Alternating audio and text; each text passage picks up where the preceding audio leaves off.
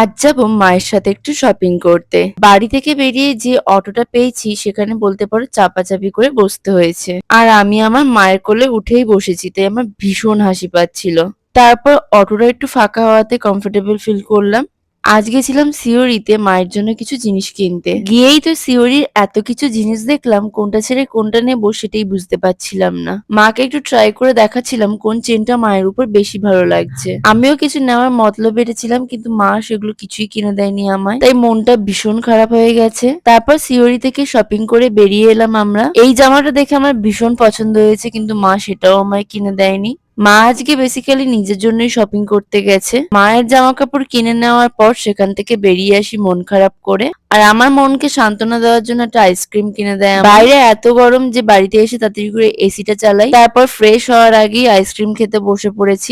আমি আইসক্রিমটা খাই আর তোমরা মিনি ব্লগটা লাইক করে দিও। বাই।